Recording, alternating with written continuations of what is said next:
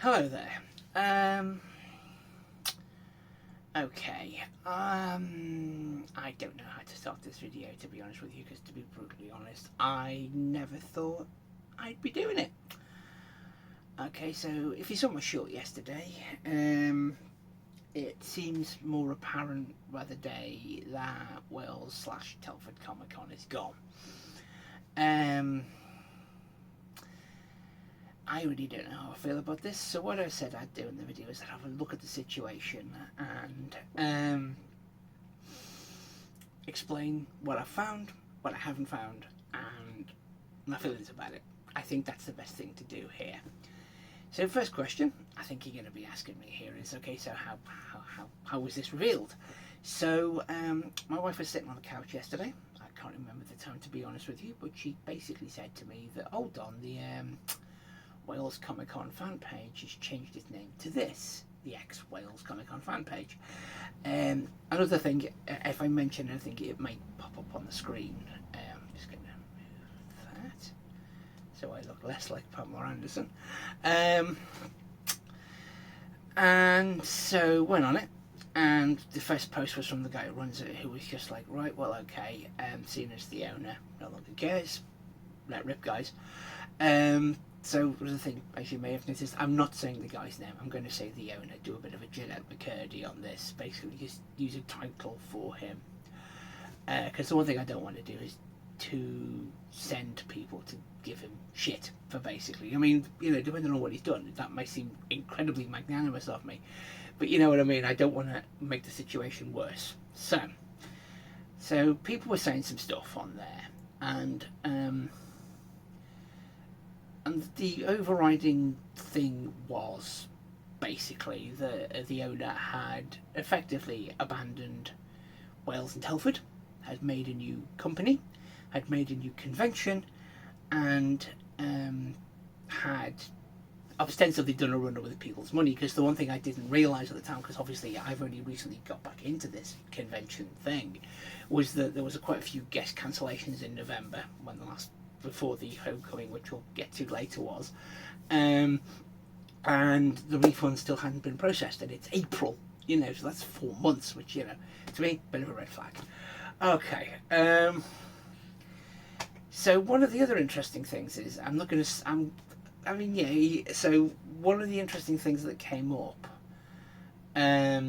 was the new name, which I'm not going to say out loud, but one of the things you do is, if you Google that, the name of the new company, that basically it comes up with another company with a very similar name who run conventions in Salt Lake City. And if you've heard that as Salt Lake City, you've obviously seen the same musicals as I have, but I don't know. So what we'll do is we'll start at the beginning. So in the past, say 24 hours, there has been some feisty arguing over this, and I think what we're going to have to do here is, the first thing is, I'm going to take 2 to 3 specific comments I saw that were repeated fairly regularly in the defence of the owner. So, number 1, he's just making another company like they do with Monopoly events does with For the Love of Fantasy, For the Love of Horror. So, okay, so what that person is saying is each individual convention section is being run by its own company. Okay, let's discuss that.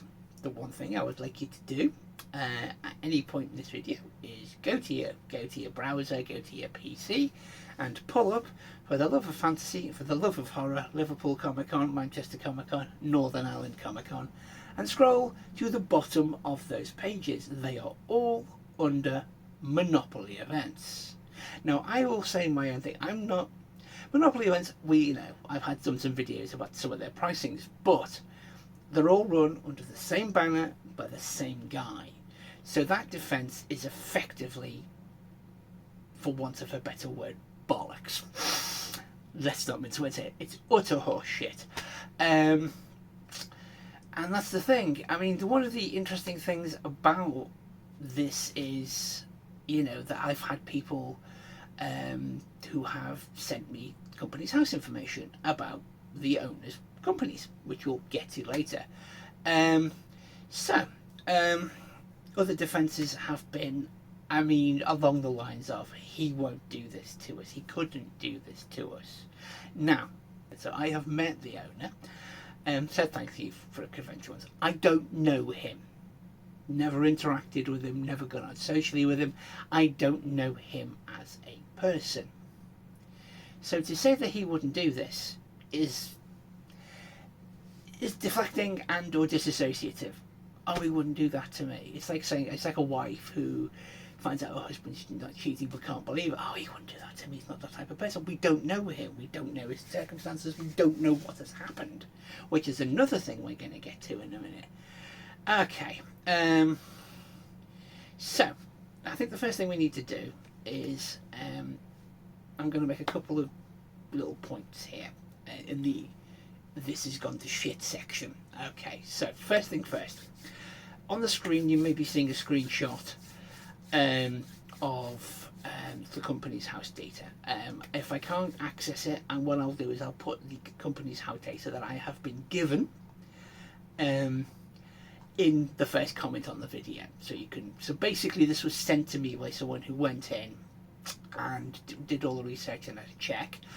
I knew someone who I work with who used to work in this type of branch, so I showed him the information and he's looked at it and he's gone suspicious, but it all seems legitimate. There's no obfuscation in the sense of the information that you've been given seems fine. So what we're going to do here is we're going to go through the owner's companies. So for an example, Monopoly Events has one company, right? You go on Company's House and Google them. There they are. Their accounts are up to date. They have never missed an account. They the directors resign and come back every year, which is something that companies can do. It's not suspicious. It's just a cycle every year.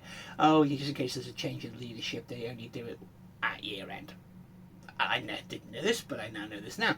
So what we're going to do is we're going to go through some company's house data. Yay! Everyone's going to be absolutely fucking riveted here. So, some of the things I think here is this. Monopoly Guy, one company. One company to run all events. Centralised, easy to track, not an issue. The owner has had a few. So, let us begin, shall we? So, what I'm not going to do is I'm not going to read any company's numbers out. I'm just going to read the name, stuff, and then a summary of what happened. Okay? So, Mercury Promotions UK Limited, right? Incorporated the 6th of February in 2008.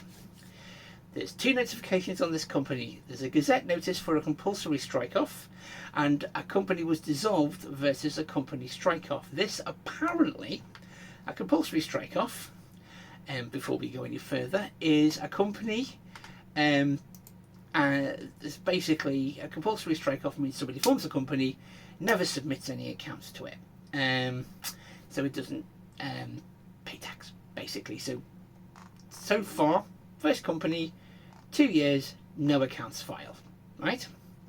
So 2 years has existed, never filed any accounts. An account for Company's House is to say, here's money that's come in, here's money that's gone out, here's how much assets we have.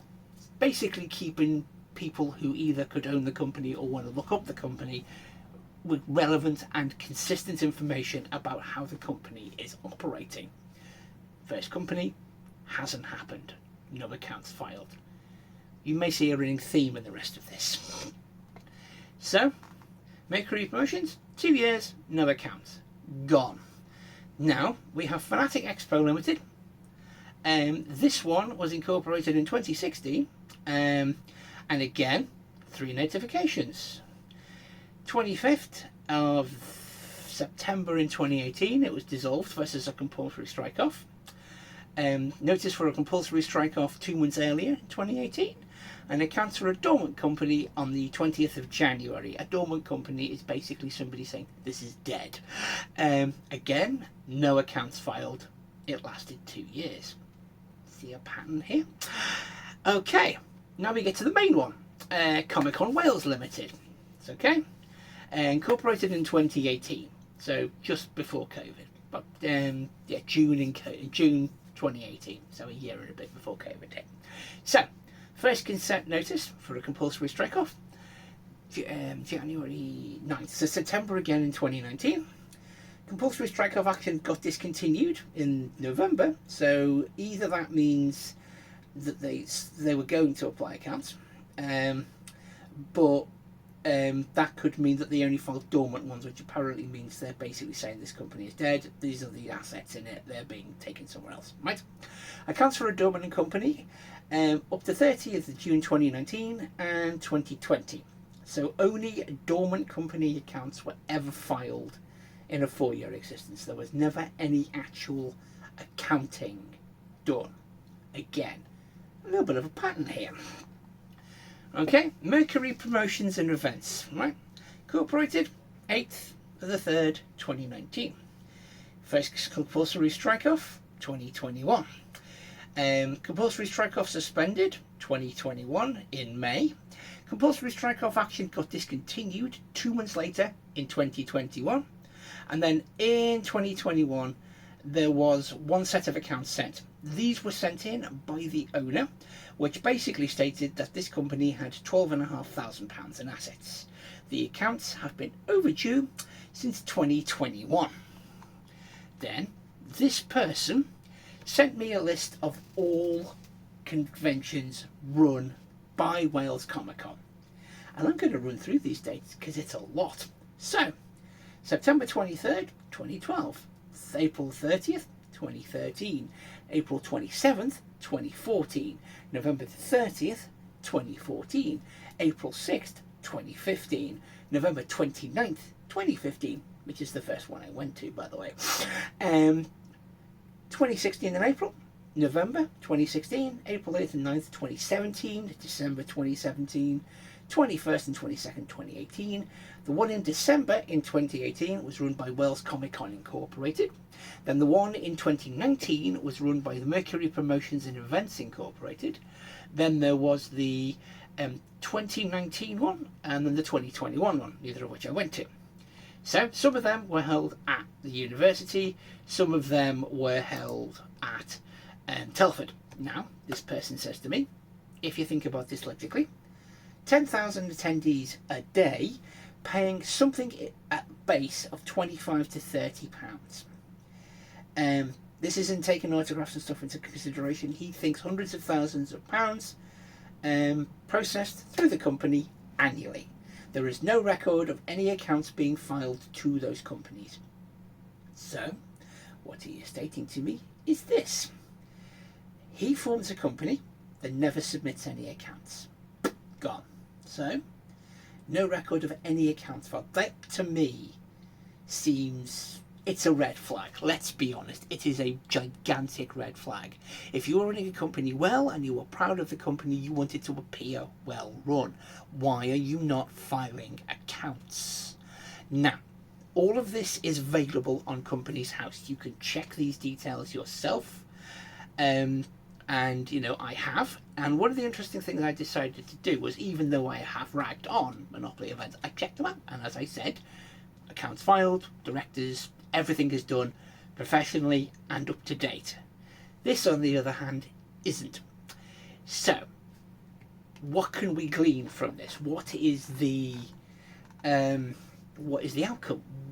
Why? So, you could say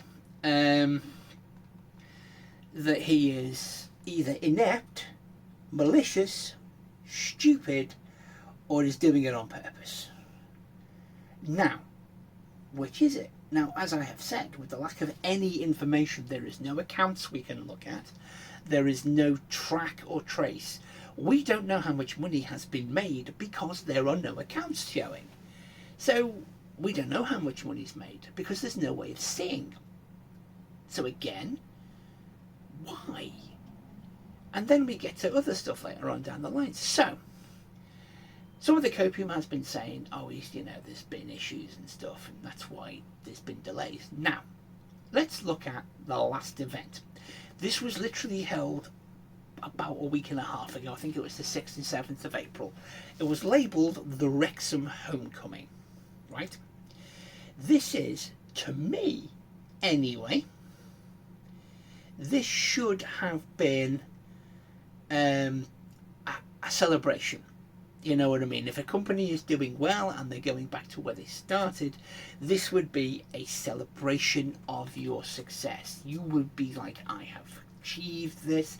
This has grown to massive proportions. Let's get in 20 really good guests, because you've made connections in the con industry by running well, paying well, etc., etc., etc. But let's be honest, it wasn't. It wasn't that at all. I mean, obviously there are people who have said, I had a good time, but to be brutally frank, if a con is terrible, you can still have a good time at it, you know, but that's the thing. That's one of the reasons people go. Sometimes it's not for the guests, it's the people you meet. But that doesn't necessarily mean it's not a bad con. So, one of the things about this, to me, anyway, was I have looked at this, and thinking with my logical lizard brain, there's only two things as to why that event was run the way it was. It was either one, a Hail Mary, to try to get a cash injection to keep the company going, or two, it was a blatant cash grab. Now, you don't want to say those words about someone. You don't want to say you only did this to make money, but obviously there is a financial interest in running a con. You can say that you're doing it for the fans as much as you like, but the aim is to make money. Let's be honest, that's the way it is. So, the thing is here, you know, this doesn't seem right to start with. This doesn't come off as an idea that was well thought through, because to start with, the way this has been done, the damage he has done to his reputation is almost unsolvable at this current moment, because there is no communication. He is not saying, oh, sorry guys. Let me actually give you a specific example somebody reminded me of, actually, in this circumstance. Walker Stalker, right? Wasn't a fan of The Walking Dead. Stuff went down with that. Wasn't affected. Didn't really remember it. Now, the guy who ran that was basically seen in the con game as a money-grabbing scumbag. I'm not going to say his name, but he was well known for charging a lot more for guests than other cons were. So, he, even though with his reputation, turned around on his con page and said, hi, the company is bankrupt, there will be no more cons, I have mismanaged this, I am very sorry. Okay, so number one, con guest money grabbing scumbag, as people have called him, did an announcement, explained the situation, disappeared off into the sunset. Option two, do nothing, make no announcement, create a new company in a convention. Which is more suspicious? Number two, maybe. Because again, if Wales ComicCon, if those people who have been saying on forums and stuff, it's going to happen, I recommend you right now, I might put a screenshot of it up, but currently, go to the Wales ComicCon website. Just have a look. You will see no guests, no date of a next event, nothing. There is nothing on there. Now, those of us who have done conventions before generally know that when a con ends within 2 days, they are announcing the next dates. They are announcing the next con because they need enough time to build enough hype to sell tickets. The entrance tickets for Wales would not sell out in a couple of days, especially the high-end ones. They would all go. So if he was going to carry it on and was going, right, okay, well, we can get that money in and do something with it, he would have done it by now. He hasn't. There is no announcement of the next Wales ComicCon. The Wrexham Homecoming is it. No announcement for Telford, no announcement for Wrexham. Nothing. So, to me, this is the end. This is the end of an era, to be honest with you. This is the end. Because this shouldn't be allowed. This shouldn't be allowed to happen. You shouldn't be able to just not give people refunds, run another con, and run. Because that's what it seems like has happened here. it's not allowable. It's not good. And he's made this other con, and the funny thing, again, if you actually go check this thing, he's used pictures and quotes and everything from the Wales ComicCon website. He's actually used pictures from Wales ComicCon at it, which is egregious to a point of almost sociopathy. You know what I mean? It's like literally doing this at us all. Fuck you, I'm out. I'm doing something else. Bye, everyone. And the thing about this, I feel, that hurts is Wales ComicCon was one of the considered the good guys. They priced well. They had fairly, I am going to use air quotes here, please forgive me, well-run conventions. They have had issues. They usually resolve those issues, but then generated more issues. But as a whole, they were fairly decent, well-run cons. There wasn't really any kind of stuff to make you go, fucking hell, And then this has happened, and it's just so... It's shocking to me, because some of my most popular videos on this channel were reviews of Wales ComicCon. And I used to say in the videos, because I never knew if they watched them, I don't think they gave a shit, but I would always say, hi guys, stuff like this. And it does seem that like the last con was a Hail. It felt like a crash grab or a Hail Mary. Let's do this. Right, so the next bit.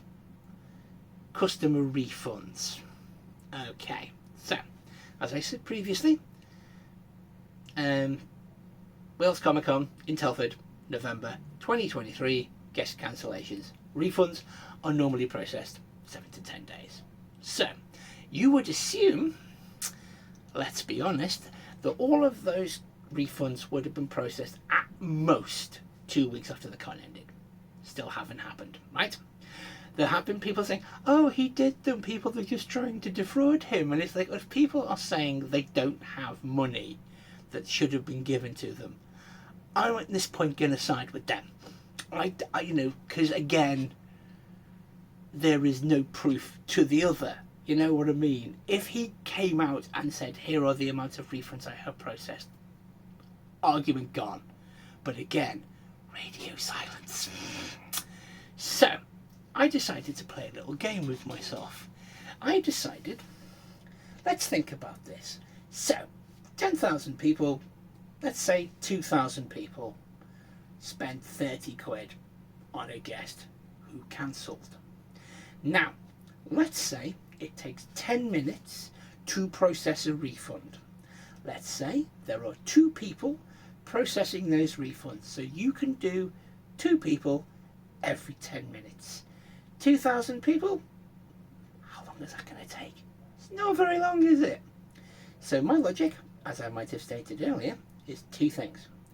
1, they're not going to refund you. 2, there is no money to refund you.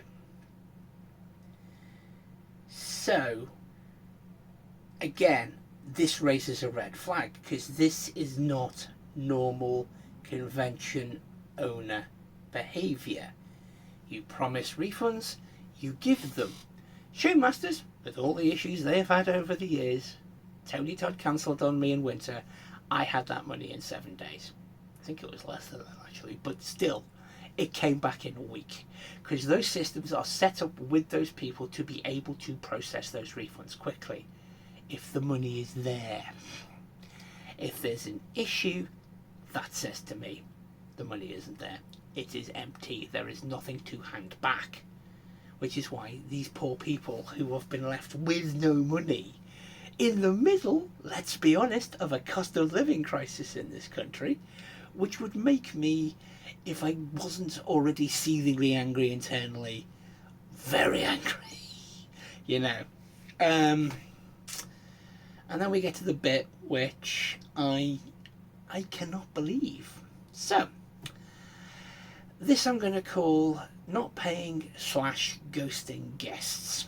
Now, I have 2 ones I can confirm. I have 1 that I have tried to confirm, but I can't. So, on your screen right now, you'll see a tweet from Bernard Hill's agents and from another guy I'd never heard of, but apparently he was going to be a guest. The one from Bernard Hill says basically he was cancelling because Wales ComicCon had not fulfilled his contractual obligations. Now, we can't see those contracts, but to me, that would assume travel, accommodation, payment for coming to the con, because I think there is an upfront fee. I'm only guessing, but that's what he stated. Oh, but he's going to here, here, here, and here. So to me, that seems like Comic-Con have booked him, taken the money, and told him, fuck you. Basically, we're not paying for anything. And he's gone, fuck you back, and not come. This other guy says he was ghosted by Wales ComicCon. So they just said they were booking him and then never contacted him again. Again, a red flag. Other people have said other guests, but I haven't been able to find any specific tweets or anything. But there's going to be a part 2 of this. I think there's going to be a part 2 of this. So if they find any more, please, if you find any more, please, for the love of God, send them to me. There's an email address in my profile down below. Now we come to the third one. I am going to state this as allegedly in big capital letters, maybe across the screen. I don't know how much I'm going to edit this. So someone said in one of the ex-Wales Con groups that he talked to Shannon Doherty, the actress, who, as we know, is currently losing her battle with cancer. So she is not in a good way.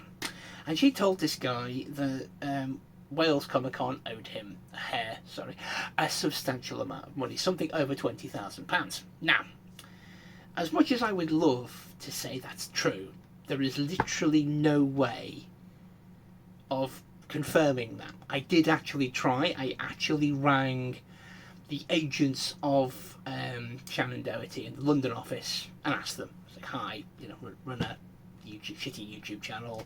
There's this controversy. Could you confirm or deny for me if any of your clients haven't been paid by Wales? And obviously was told politely, we don't answer those types of questions. So they gave me the email address for a media request. I don't know whether I'm going to send it, because to be honest, I don't think they'll answer. I don't think they'll tell me. I mean, little guy, they're not going to. If some big YouTuber asked them, I think they'd tell him, but not me. So I don't know whether I'm going to do it, but I did try to confirm this. So let's take two sides of the argument. One, let's say this isn't true. So, okay. So Shannon Doherty said nothing, but the fact that that story seems believable after the previous two posts says something, doesn't it? Really. Let's take it as true. Okay? Let's go with the fact that this actually happened. The Wales ComicCon didn't pay a dying woman her fee. That is fucking appalling, and if that is even any way true, there are people who will currently or have worked for Wales at the upper levels who should be fucking ashamed of themselves, because that is not on at all if it's true. Let us carry on. So, it's the more you talk about this, the more ridiculous it gets, because, with this new thing, with this new using stuff from Wales, why run? Was it that bad? Was the situation in that company that terrible that it wasn't recoverable? Could you have not scaled things back and gone back to your mid-range stuff that you did in Wales? Could you not have done that? Was the shit piled so high? Had you dug yourself into such a fucking hole there was no way out? And that's the bit that irks me about this. That's the bit that gets me mad. I think that's the thing about this. One of the reasons I'm so focused on this is he was one of the good guys. That's the thing about this. He presented himself as one of the good guys. I'm doing this for you. And now the thing is, if anyone ever says that again to any of us, we're going to not fucking believe him. We're not going to believe it. So, I think the next thing we need to discuss is the radio silence. Because, let's put our hands up here. If we ran Wales and we saw this shit flying across social media, especially after I put this video out, you would be posting immediately. There would be something saying, hi, okay, company's in trouble, we're trying to find a way out of it, sorry with the refunds, we are trying to get it done as fast as possible, we will keep you updated. There has been nothing. There has been nothing from the owner, there has been nothing from staff, there has been nothing. So, we have to ask, why the rails were silent? Why the silence? Why no communication? Wales ComicCon was very active on its pages. They would respond to people. If people asked for guests, they would be very active. Currently, right now, you look at any kind of current Wales ComicCon page, there are just people asking, what the fuck is going on? Tumbleweeds rolling across, lack of response from anyone. And again, red flag. If this company is still active and running, why aren't you saying anything? Why is nothing being said? And that reeks of, fuck you, I've gone. I'm starting again. I don't want this. And that to me, again, it irks me because, this was your baby. You seemed to enjoy it. What went wrong? Please, for the love of God, make a post, make something, let us fucking know. I can't comprehend this. With something like Walker Stalker, you could see he was doing it while it was popular, but this was a convention that ran for nearly, 10, 11 years? And it got big and it got successful, and it was like a way to do it properly, because the thing at the time was the MCMs and the showmasters were, they still are, but they were still corporate. Let's use that word. They were very, look at these guys, come for money type of thing, and he gave off that vibe that he was doing it because he wanted to do it. When it started off small and it got bigger and bigger and bigger and bigger and bigger. And you would think that would instill some pride in someone. I want to keep this going. I want to carry this on. I do not want to just cut and run. And I think that's the thing. I think obviously some of the comments under this are going to be, you're an idiot, don't believe what you read on the internet. But this isn't on the internet. This is company's house. If he hasn't filed any accounts in 10 years, how is that defensible? Please explain to me why it's okay to file no accounts on 5 different companies over 10 years and there isn't any kind of fight back. How can you do that? How is that? That looks so bad and so stupid. I think a lot of people feel conned, and I don't use this word lightly. But this currently with this situation feels like a long con. Like he was running it and running it and running it till a certain amount of money appeared and fuck you bye. Again, not accusing him of anything, but this is the circumstance. It's that Shannon Doherty thing that irked me greatly. Even if that isn't true, the fact that it actually seems true. But what I'm going to ask people, I want to talk to people who work for Wales. I want you to contact me. If you have worked for Wales, if you have been in the recent couple of years working for Wales, I want to talk to you. If there's an email address down on my profile, message me. Even if it's to defend them, please, I just want to talk to staff, because I think I need an insider perspective on this, because from the outside this looks awful, terrible, and possibly the destruction of one of the people's most favourite convention brand in the scene, to be honest with you. This just seems terrible. And seeing as I think we'll end this part, I am going to make a call. I'm going to basically say this. Hello there, the owner. You know your name. Let's talk. Okay? Let's have a chat, mate. I think what we need to do is you and me sit down, Skype, Discord, a phone call. It's perfectly fine. I will record this call, or whatever this chat is. It will be one take. There will be no edits. I will not Piers Morgan you. And we can have a chat. What I want to do is I want you to tell me your side of the story. Tell me what has happened. Explain to me why it has happened. And then I will ask you questions based on what you tell me. I will not get angry. It will not be confrontational. But I just think we need to hear your side. I don't think you're going to respond to this request. I basically feel currently right now you're shutting down all conversation on your new page. But you want to talk, I'm here. Email address down below. You want to chat, we can chat. But for the moment, this is it. I will end this video shortly. What I'm going to do is I want to thank all the people who have given me information and pointed me to certain things. I'm not going to name them because they know who they are.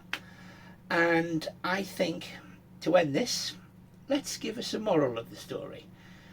I think we're going to have to, as much as the convention scene is based on hope and meeting your idols and stuff like that, I think this is time for some cynicism. I think we need to maybe do some more investigating who are the people who are running these companies. As I have pointed out in the past, Monopoly are not my favourite people, but they seem to be able to run a convention well, and they've basically slotted into every single gap left by other idiots who have done this.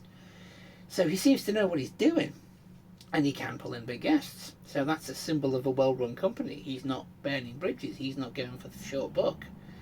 But I think in future, you see a new con, check the company, check the director, because I don't think this event that the owner is going to be running is going to go well for him. Because even if he uses different agents and tries to book people through them, his name is still there. People are going to say to the people, don't go there, don't go there. It's this guy, you might not get paid, you know. So I think, in the long run, I think what we need to do here is we need to be more proactive in this. Because this is a cautionary tale. There are people out there who have not been given money they should have been, and that alone is appalling. That is indefensible. That is unforgivable. Let me put it out there. That is unforgivable, quite frankly. And, yeah. So, if I get responses from staff, if I get responses from anyone, if you have any stories, anything you want to tell me, any defence, any questions you want me to look at and answer, email in the profile. Send them to me. I want to know. Okay, so this is me signing off.